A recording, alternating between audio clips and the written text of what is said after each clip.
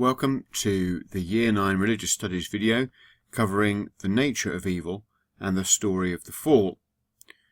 Watch this video all the way through, make notes if you want to, and then stop it and go back and make sure that you understand everything. You might need to watch it a couple of times.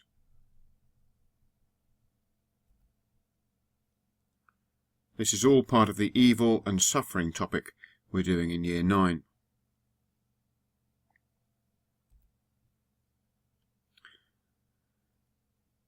To introduce this idea of the nature of evil, I've got a question for you. What have these three men got in common? You probably recognise Andy Murray, but you probably don't recognise the guy on the left or the guy underneath. Pause the video now and have a think.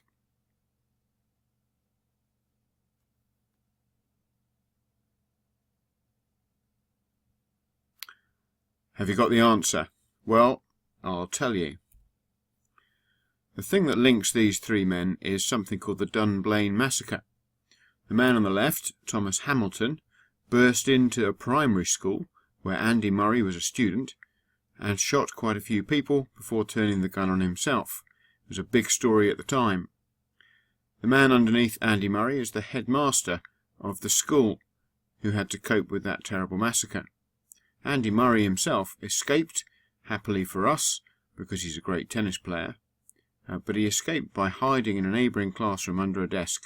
He was quite young at the time. The point of telling you this is to concentrate on the man on the left. What drove him to enter a school and to shoot lots of innocent children and their teachers? Where did the evil inside him come from? He was described as evil by the head teacher. Is that even true? These are some of the questions we'll hopefully answer over the next few minutes.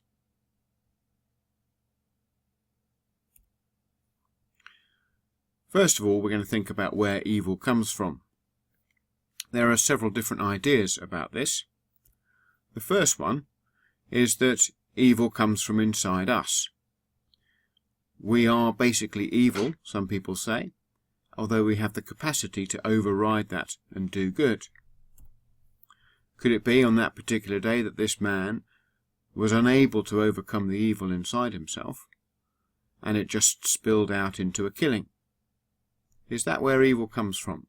Does it come from inside our minds as a kind of psychological disorder, or inside our heart or our soul? That's one idea. Another idea is that evil comes from outside ourselves.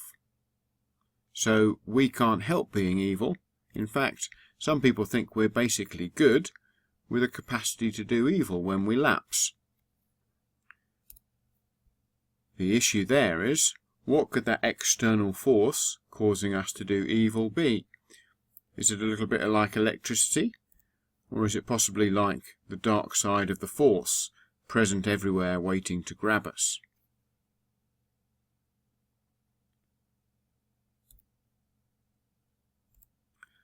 And of course there is a third option, that it's not some kind of impersonal force at all, but a personal force outside of us and trying to tempt us, such as the devil. There's a silly picture of a devil, but of course, if that's true, he probably looks a bit more serious than that.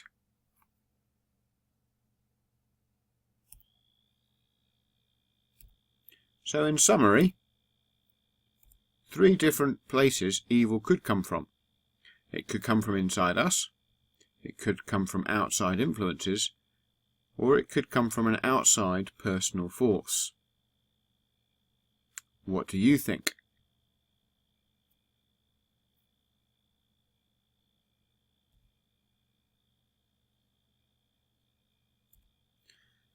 We're now going to think about one of the places where evil might come from. Christians and Jews have a story. It's in the Bible. For Christians, it's in the early part of the Jewish literature, the Torah, for them. And it explains through a story where evil might come from. Mankind rebels against God, and therefore evil and suffering come to exist. If you want to look this story up, it's Genesis chapter 3 in the Bible. I'm going to tell you the story. The story starts with perfection. Adam and Eve live in an absolutely wonderful, perfect paradise created for them by God. They have to look after it, but it's really not very hard work. It's a wonderful place to live. They've got all the food that they want, all sorts of things, and it would look very beautiful as well.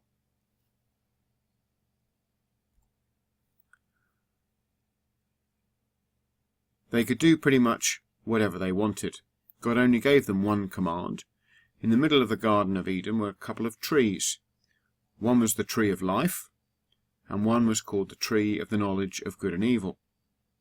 God told Adam and Eve not to eat from that second tree, the tree of the knowledge of good and evil. He told them that they would die if they ate from that tree. He didn't stop them eating from the tree of life, so they could live forever whilst they were in the Garden of Eden.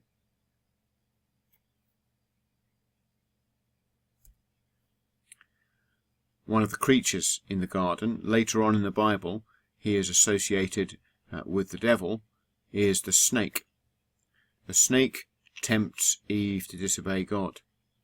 He shows her the fruit on that tree, the tree of the knowledge of good and evil, and he told her that God was wrong to withhold that knowledge from her.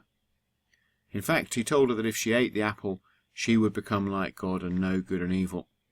He told her that she would not die if she ate it. God was just saying that to scare her. Eve looked at the fruit and saw that it looked good to eat. It may or may not have been an apple. She also gave some to Adam, who was with her. So she listened to the snake and disobeyed God. As soon as they'd eaten the fruit, Adam and Eve realized that they'd done something wrong. They felt ashamed. They knew that they had sinned, that means disobeying God, so they tried to hide from him. But you can't hide from someone who knows everything. God found them, and God punished them. The Bible tells us that Adam would now have hard work producing food from the ground in order to feed his family. That Eve would have pain in childbirth from now on. And to stop them eating from the tree of life and therefore going on to live forever, Adam and Eve were thrown out of the Garden of Eden. Eventually, they would now both die. To stop them returning, the Bible says that God put an angel with a fiery sword to guard the entrance back into Eden.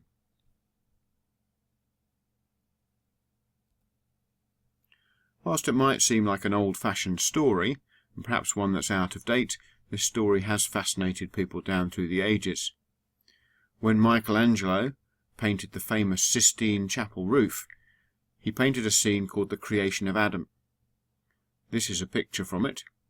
Notice that he doesn't quite let the fingers of Adam and God touch. There's a sense in which there's a breakdown between God and Adam. This is one of the reasons we call the story of sin coming into the world and the temptation by the snake the fall.